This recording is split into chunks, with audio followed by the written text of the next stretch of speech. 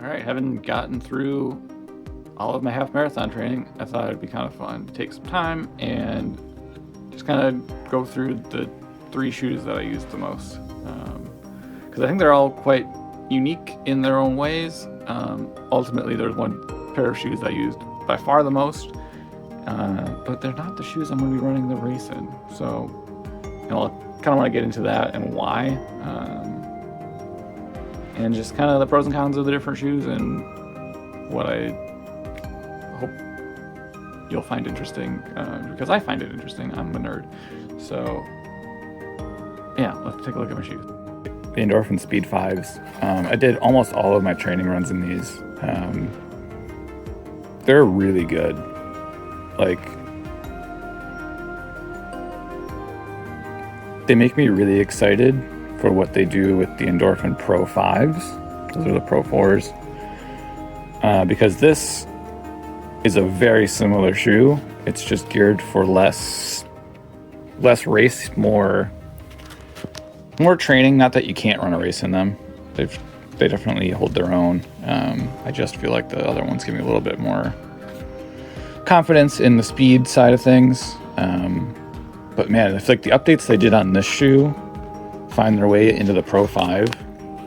Oof, that Pro 5 is going to be good, because this shoe, it's got enough pop. It just has that nylon plate you can see sticking out, that yellow plate there. But the outsole on these is significantly better, I think. It covers just that bit more. The way that the shoe is designed to have a little bit of like faux stability in how they've trimmed out the outer sole of the plate. Here, like the plate used to come all the way out to the outer edge here, and now it doesn't. And what that kind of caused is that when you're running on the shoe now, the outside is a little bit softer. So what that effectively does is it creates a bit of a sensation that there's support under the inside of your foot. So for me, as someone who has got arches that collapse a little bit, and probably is more suited for a stability shoe than anything else, there's enough there for me that I can run in this and not get hurt. So that's how I was able to do the mileage I did, and especially in the somewhat aggressive format that I did it in terms of how quickly I built the mileage. Very similar upper to the Pro 5s. The biggest difference I can see is the tongue. The tongue on this is not fully knitted into the sides. It's just got, there's kind of like there's the tags on the side. Maybe it is fully knitted. No, like you can get your finger through there. It's more of a single upper on the Pro 4s. I probably like the Pro 4 feel a bit better. This has got kind of a more traditional tongue as well. But if you took yeah, they're just very complimentary shoes. This one just feels a little bit like it's got some fine tuning to it that is better suited for me. But I'm choosing not to race in them. Just because, again, I think the Pro 4 just has that little bit extra to it in terms of the speed, and I feel like that shoe can actually carry me a bit, whereas with the Speed 5s, the shoe does less of the carrying as much as it can just respond to what it is that you want to do. At least that's been my experience with it. Like I can do a long, easy run in these. I can do tempo runs in these. I can do full strides, full sprints, and the shoe never feels like it's holding me back. It also just never really feels like I'm going faster because of the shoe, if that makes sense. So yeah, I just wanted to shout these out because they're great. I'm going to continue using these for my training. Definitely probably my favorite running shoe I've ever used ever. It's just not quite as fun as a race shoe for a race day. So yeah, those are my thoughts on the 2 shoes and how they compare. These are my Fresh Foam X from New Balance. I think these are the version 14? Whatever the new one was in 2025. These things are the cushiest of cushioning shoes that I've ever cushioned. Fresh Foam X. It's been a staple of theirs apparently since 2014, so that's kind of cool. It's got quite the pedigree. But like these things, man, they are literally like running on like I don't even know how to explain it. It's like there's pillows under your feet.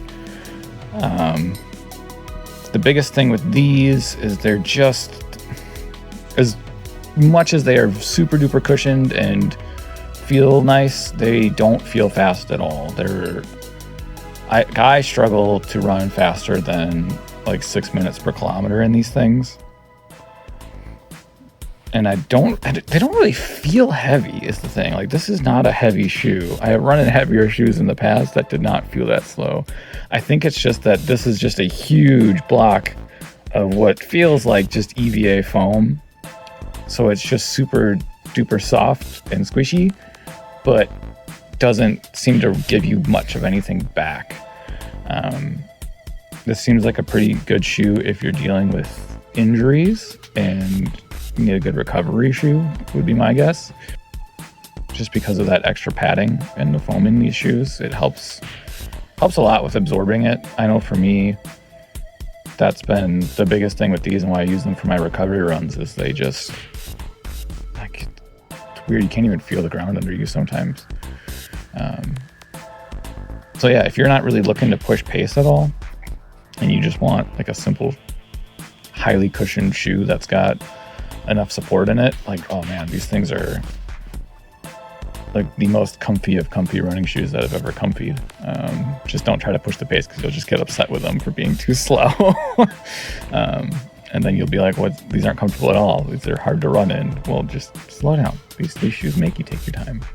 I did have to put longer laces in them to do the, your typical runner's knot, because I was having some slippage for me.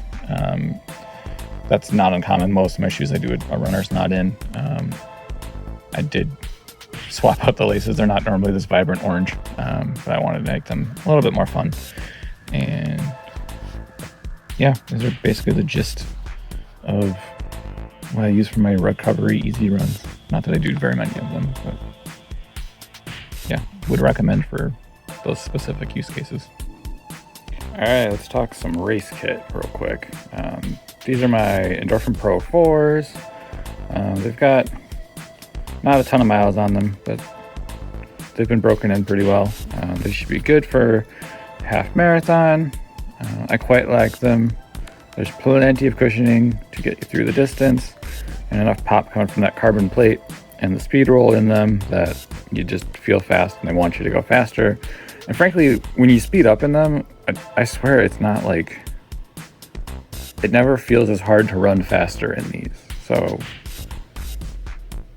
you're allowed to be more aggressive, I think, with your pacing and kind of get away with it, because there's just that little bit more that the shoe gives you. Really like them. We've just got simple short shorts, singlet, got the numbers, which I'm going to be pinning on here with some magnets. Got a little podium ball like normal. I'm thinking about putting actually a Noon tablet in there instead of Element. I've used Element quite a few times.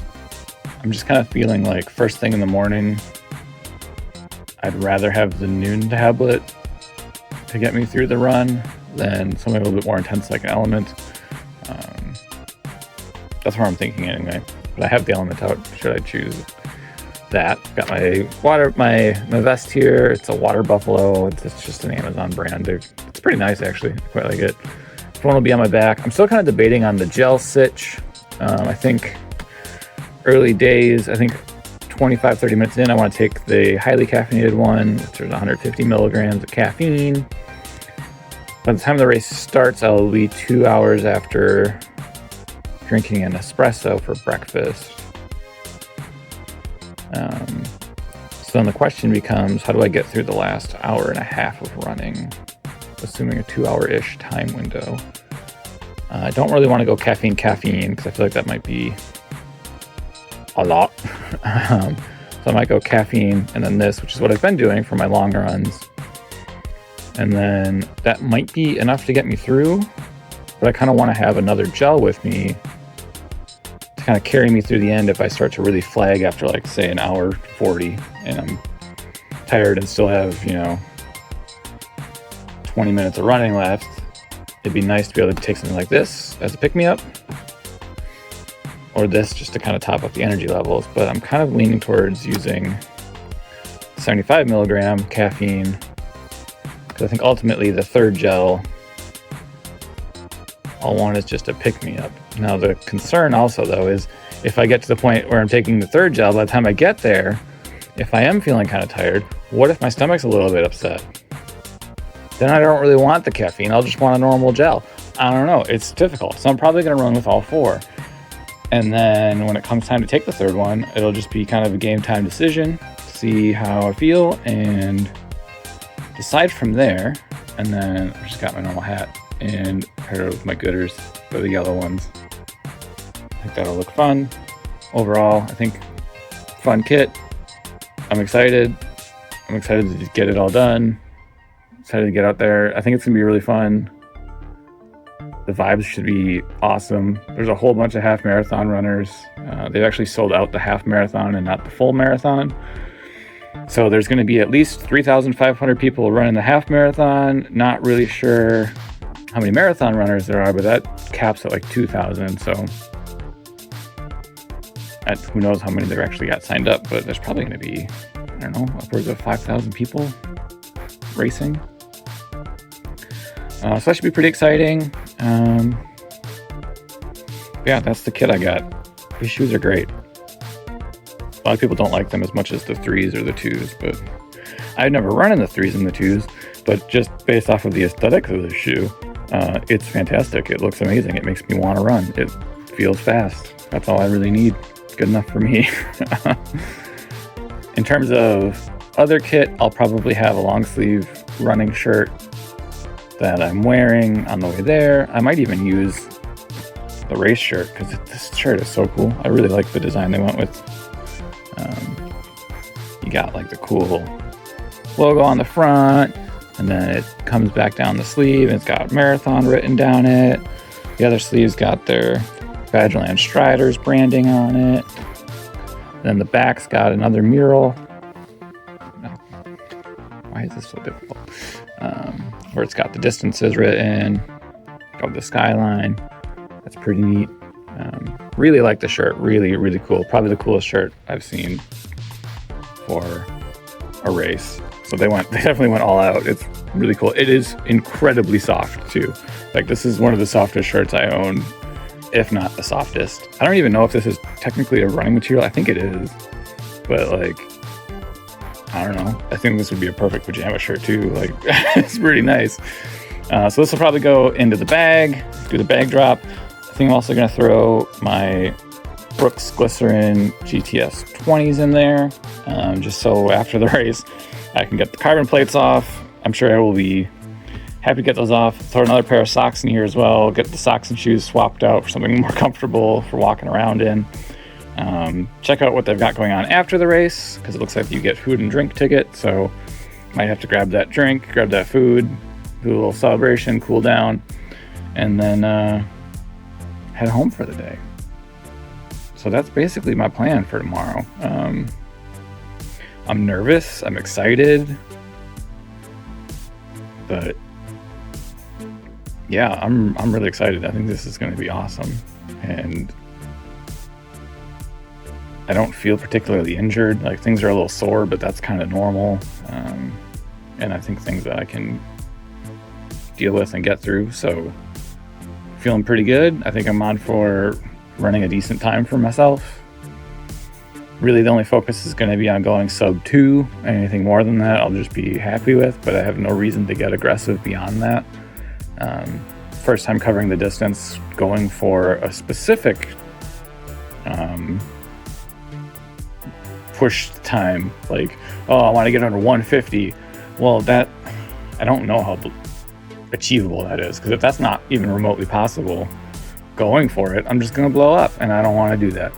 So ultimately, we're just going to aim for that 2-hour pace, squeeze it down a little bit when we go through the downhill area around mile 5, and then see how I feel. Check in again every 5K or so, see if I need to cool off the pace, pick it up a little bit, and get through it. And then I'll have a benchmark of knowing what I can do and how I felt, and then in the future, build up for a marathon, build up for a faster half, faster 5K. I don't know what I'll do next. But it's probably going to involve a lot of strength and conditioning because I'm sick of my legs constantly hurting and feeling like they're going to break every time I go for a run. So I need to be stronger to do more, and I want to do more. So that's what I'm thinking about, at least going into this race. So I think it's going to be fun.